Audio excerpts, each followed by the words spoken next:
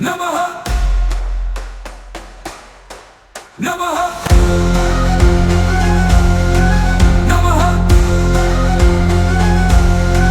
नमः नमः नमः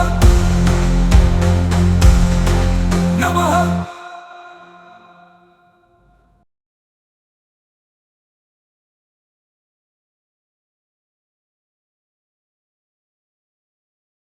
नमस्कार दोस्तों, मेरा नाम सौरभ श्रीवास्तव है और इस समय हम जिस समय काल में खड़े हैं वह बहुत ही स्पेशल है क्योंकि 144 साल में ये एक बार आता है। जी हाँ, आपने सही पहचाना, मैं महाकुंभ की बात कर रहा हूँ जो इस समय प्रयागराज या इलाहाबाद में संपन्न हो रहा है। शुरुआत हो चुकी है 13 जनवरी से और यूपी सरकार अपनी तैयारियों को अंजाम देने में लगी हुई है। ये कितना बड़ा है, इस बात का अंदाज़ा आप इस तरह से लगा सकते हैं कि इस महाकुंभ का सिर्फ यूपी सरकार का बजट 5500 करोड़ रुपए है। इसके अलावा केंद्र सरकार से 2100 करोड़ रुपए की एक अलग से राशि आवंटित की गई है जो इसी काम में लगाई जाएगी। इसमें क्या कुछ होने वाला है, क्या नहीं होने वाला है, इस पे हम विस्तार में बात करेंगे और आपको ये भी बता दें कि इस समय पे हमारी धरती पे होने वाला एक होलिस्टिक सबसे बड़ा पर्व है ये महाकुंभ, क्योंकि इसमें करीब करीब 40 करोड़ लोग दुनिया भर से पार्टिसिपेट करने वाले हैं। महाकुंभ क्या है, इसकी कहानी क्या है, इसके लिए 2 कहानियां बेसिकली प्रचलित है। आपको दोनों ही समझा देते हैं। जो महाकुंभ की पहली कहानी है वो ऋषि कश्यप और उनकी 2 पत्नियों से जुड़ी हुई है। ऋषि कश्यप की 2 पत्नियां थी, एक का नाम था कद्रू और दूसरी का नाम था बिंता। कद्रू ने ऋषि कश्यप से एक रिक्वेस्ट करी कि भाई मुझे 1000 शक्तिशाली पुत्र चाहिए। ऋषि कश्यप ने उनको वरदान में 1000 अंडे दिए जिससे 1000 शक्तिशाली पुत्र पैदा होंगे। उन अंडों से निकलने वाले थे सांप और इसीलिए कद्रू को नागों की माता कहा जाता है। ऋषि कश्यप की दूसरी पत्नी विंता को इस बात की चिंता हुई कि भाई अगर इसके पास 1000 पुत्र हुए तो कल अगर जो मेरे बच्चे होंगे उनका क्या होगा। उन्होंने कहा कि चाहे आप मुझे कम पुत्र दीजिए बट वो कद्रू के पुत्रों से ज़्यादा शक्तिशाली होने चाहिए। ऋषि कश्यप ने विंता को कद्रू के 1000 अंडों की जगह पे 2 अंडे दिए। कद्रू के 1000 अंडे फूटे एक एक करके और उनमें से निकले 1000 शक्तिशाली नाग। बट विंता के अंडे फूट नहीं रहे थे, तो विंता ने अधीर होकर के एक अंडा वक्त से पहले खुद से फोड़ दिया। उसमें से निकले जो एक आधा संरचना थी, जो एक आधी संरचना थी, अभी आधा शरीर बना था, आधा शरीर बनना बाकी था। जो उसमें से निकले उनका नाम अरुण है। अरुण ने अपनी माता को कहा कि आपने यह हमारे साथ अच्छा नहीं किया, आपने मुझे पूर्ण रूप से विकसित नहीं होने दिया, इसलिए अब मुझे अपना मार्ग खुद ही तलाशना पड़ेगा। और वो वहाँ पे विंता को छोड़ करके चले। अरुण बाद में सूर्य के सारथी बने। सूर्य ने उन्हें अपने रथ का सारथी बनाया। क्यों? क्योंकि आधा शरीर था और कोई काम अरुण कर नहीं सकते थे। विंता को यह बात समझ में आ गई कि उनसे गलती हुई है, इसलिए उन्होंने दूसरे अंडे को हाथ भी नहीं लगाया। जब दूसरा अंडा उसमें से फूटा तो उसमें से निकले गरुड़। विंता एक शर्त के कारण कद्रू से हार गई और कद्रू की गुलामी उन्हें एक लंबे समय तक करनी पड़ी। यह बात गरुड़ से देखी नहीं गई। गरुड़ ने जाकर के कद्रू के पुत्रों को कहा कि मेरी माता को छोड़ो, तो उन्होंने कहा कि अगर तुम वैकुंठ लोक में जो अमृत कलश है वो हमें ला करके दे देते हो तो हम तुम्हारी माता को बंधन मुक्त कर देंगे, मतलब छुट्टी, भाई अब तुम्हें कोई गुलामी नहीं करनी। ये बात सुनते ही गरुड़ ने कहा कि ठीक है भाई, मैं जाता हूँ और मैं लेके आता हूँ। स्वर्ग लोक में वैकुंठ धाम में अमृत कलश जाकर के उठाया। देवताओं ने रोकने की कोशिश की पर गरुड़ काफी शक्तिशाली थे, इसलिए इंद्र भी उन्हें रोक नहीं पाए। जब स्वयं श्री हरि ने आकर के उनको पूछा कि भाई ये तुम क्यों कर रहे हो, धरती पे इसको लेके जाओगे, चारों तरफ हाहाकार मच जाएगा अगर गलत हाथों में पड़ गया। तो गरुड़ ने उनको अपनी सारी व्याख्या सुनाई कि भाई ऐसे ऐसे मेरी माता उस एक बंधन में है, उनको छुड़ाने के लिए मुझे अमृत कलश चाहिए। अमृत कलश धरती तक आया और धरती तक आने के रास्ते में गरुड़ से 12 जगह पे वो छलका। 8 जगह जो स्वर्गलोक में है और 4 जगह जो धरती पे है वहाँ इस कलश से पानी छलका और इन्हीं 4 जगहों पे कुंभ मनाया जाता है। दूसरी कहानी काफ़ी ज़्यादा प्रचलित है, बहुत सारे लोगों को पता भी होगी, ये समुद्र मंथन की कहानी। जब समुद्र मंथन किया गया, समुद्र मंथन क्यों किया गया? क्योंकि एक श्राप के कारण देवता एक वक्त पे कमज़ोर हो गए थे, राक्षसों से हार रहे थे, तो उनको विष्णु जी ने सुझाया कि भाई शक्तिशाली बनना है। ब्रह्मा जी ने कहा शक्ति बढ़ानी है तो समुद्र मंथन करो, समुद्र से तुम्हें अमृत की प्राप्ति होगी, और अमृत लेकर के धन्वंतरी निकले। इसके बारे में बहुत सारी एपिसोड्स हैं, बहुत सारे यूट्यूब पे कहानियां भी हैं, हम सब जानते भी हैं। जब वो अमृत वहां से बाहर निकला तो अमृत की कुछ बूंदें गिरी, और वो कुल 12 बूंदें थी। 8 बूंदें स्वर्गलोक में, 4 बूंद धरती पे। तो धरती पे कहाँ कहाँ गिरी? धरती पे गिरी हरिद्वार में, प्रयागराज में, उज्जैन में और नासिक में। इन चारों जगहों पे जहाँ जहाँ ये अमृत की बूंदें गिरी वो सारे के सारे किसी न किसी नदी के किनारे थे। जैसे हरिद्वार में गंगा के किनारे, प्रयागराज में गंगा, जमुना और सरस्वती का जहाँ संगम होता है वहाँ पे उसके बैंक्स पे, उज्जैन में शिप्रा नदी के किनारे और नासिक में गोदावरी नदी के किनारे। इनमें से सबसे ज़्यादा पॉपुलर है प्रयागराज, क्योंकि यहाँ पे 3 नदियों का संगम है, गंगा, जमुना और सरस्वती। हालांकि सरस्वती नदी अब विलुप्त हो चुकी है, हम सिर्फ गंगा और जमुना का पानी देख सकते हैं। जो कुंभ होता है ये 4 तरह के कुंभों में इसे बांटा गया है। सबसे पहली बात तो ये है, जो हम देख रहे हैं, जिस समय को हम इस समय पे एंजॉय कर रहे हैं, यह महाकुंभ है जो 144 साल में सिर्फ एक बार आता है।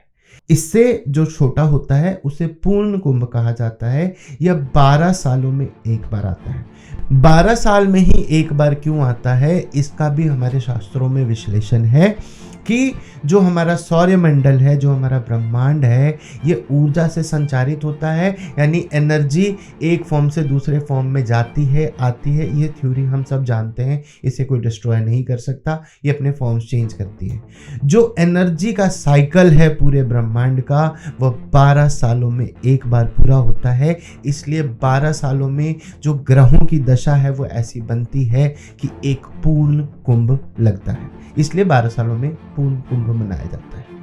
इसके अलावा अर्ध कुंभ मनाया जाता है, जो हर एक 6 साल पे होता है, क्योंकि 12 में पूर्ण हो रहा है तो 6 साल में अर्ध कुंभ होता है। और कुंभ जो है वह 3 साल में एक बार मनाया जाता है। अगर आप नंबर्स को देखने चलेंगे, अगर आप इनके ईयर्स को देखने चलेंगे, तो आप देख करके हैरान हो जाएंगे, सोच करके हैरान हो जाएंगे कि यहाँ पे भी 3 नंबरों के ऊपर ही विशेष फोकस है। सारा कुछ 3 नंबरों के आगे पीछे घूम रहा है, 3, 6 और 9। हर एक 3 साल में एक कुंभ आता है। 4 जगहों पे धरती पे ये बूंदें गिरी हैं, और 12 साल में एक पूर्ण कुंभ होता है। 4 × 3 12 होता है। 12 को दोबारा आप जोड़ेंगे तो 1 और 2 वापस से 3 बन जाता है। और जो महाकुंभ है, जो 144 साल में एक बार आता है, अगर आप उसको जोड़ के देखेंगे तो 1 + 4 + 4 ये फिर से 9 बनता है। 9 शिव का प्रतीक है, इसलिए किसी भी कुंभ में शिव का नाम गूंजते हुए सुनना आश्चर्यचकित कर देने वाला नहीं है। जो अभी महाकुंभ हम देख रहे हैं, इसमें मैंने आपको पहले भी बताया कि करीब करीब 40 करोड़ लोग इकट्ठा होंगे। 5500 करोड़ का जो बजट है वो यूपी गवर्नमेंट का वो इस्तेमाल हो रहा है। इसके एवज में वो बहुत कुछ कमाएंगे भी, बट इसमें 3000 करोड़ इंडस्ट्रीज के भी लगे हुए हैं जिन्होंने यूपी गवर्नमेंट को दिए हैं। ये पैसे यूपी गवर्नमेंट कैसे इस्तेमाल कर रही है, इसके लिए यूपी गवर्नमेंट ने एक प्रॉपर प्लान बनाया है। यूपी गवर्नमेंट की तरफ से किए जाने वाले कामों में कुछ मैं आपको गिना देता हूं। कुल 12 किलोमीटर की लंबाई है जहां पे ये 40 करोड़ लोगों को मैनेज किया जाना है। 25 सेक्टर्स में इसे डिवाइड किया गया है, और 25 सेक्टरों में डिवाइड करने के साथ ही अगर आप इस समय पे प्रयागराज के आसपास का मैप देखने जाएंगे तो वहां पे 100 मीटर में क्या है, कौन सा वॉशरूम कहाँ पे है, कौन सी चीज़ कहाँ पे है, छोटा होटल कहाँ है, बड़ा होटल कहाँ है, ये सब कुछ उस मैप में इंटीग्रेटेड है। यानी कि अगर आप 100 मीटर के बाद भी देखना चाहते हैं कि कोई वॉशरूम है या नहीं वहाँ पे कुंभ के अंदर में, तो वो भी आज आपको गूगल मैप में मिल जाएगा जो वहाँ पे इस समय पे चल रहा है। AI का सही इस्तेमाल किया जा रहा है। हम कुंभ से जो गुम होने वाली घटनाएं हैं इस पे कई बार हम सुनते रहते हैं, कुंभ के मेले में भी चढ़ गए थे, इस पे कई सारी फिल्में भी हैं। बट इस बार यूपी गवर्नमेंट ने AI का इस्तेमाल किया है जो लोग गुम जाए उन्हें ढूंढने के लिए। कैसे? हर जगह पे कैमरे लगाए गए हैं। जो बंदा गुम जा रहा है उसकी फोटो जो अगर आपके पास है वो फोटो को उस वीडियो पे लाइव वीडियो फ्रेम में जो वीडियो चल रही है उसमें फेस मैच का एल्गोरिदम डिजाइन किया गया है और फेस मैच से ढूंढा जा रहा है कि जो बंदा गुमा हुआ है उसके मिलने की प्रोबेबिलिटी कितनी है।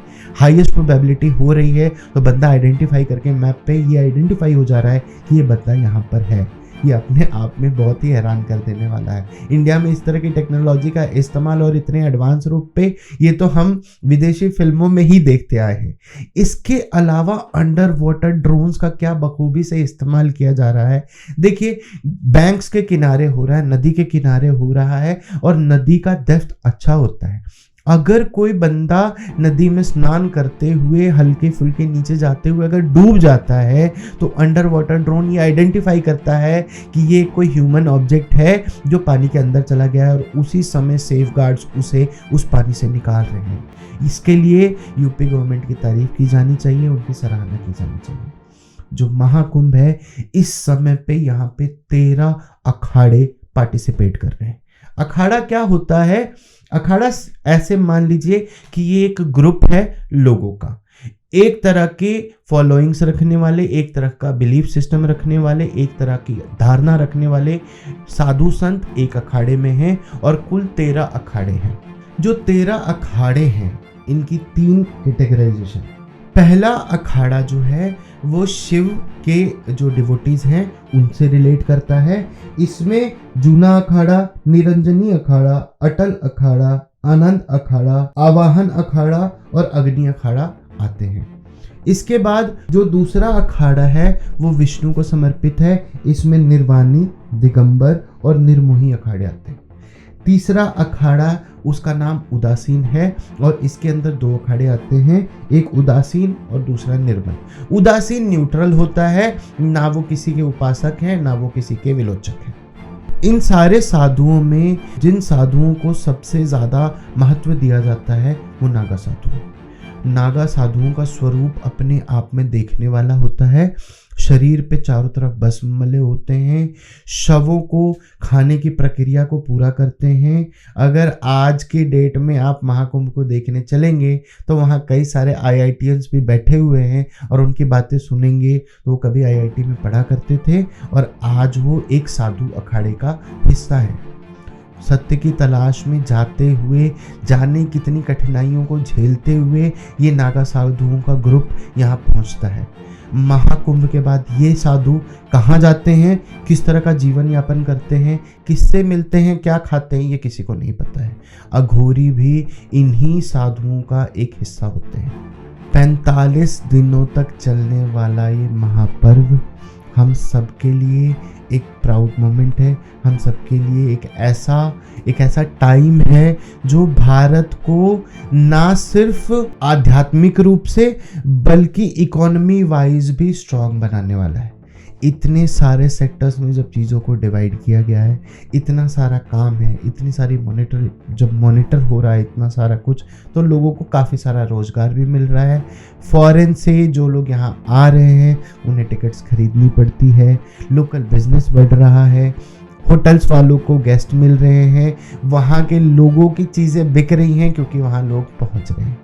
तो इकॉनमी वाइज भी ये हमारे लिए एक बहुत ही अच्छा टाइम है और मैं कहूँगा कि अगर आपको वक्त है, अगर आपको समय है तो वहाँ ज़रूर जाएं, एक बार वहाँ का दृश्य ज़रूर देखें। और हमारे लिए गर्व की बात है कि भारत में जो भारत की संपदा रही है, जो भारत का चलन रहा है, जो भारत की संस्कृति रही है, इसे ना सिर्फ भारत में बल्कि विदेशों में भी अब जगह मिल रही है। अगर हम इसरो की तस्वीरों को माने तो महाकुंभ एक ऐसा फेस्टिवल है जो आप अंतरिक्ष से भी देख सकते हैं। अगर आपको समय है तो ज़रूर जाइए, इस पवित्र त्योहार का आनंद लीजिए। आपसे फिर मिलेंगे एक दिलचस्प अगले एपिसोड में। धन्यवाद।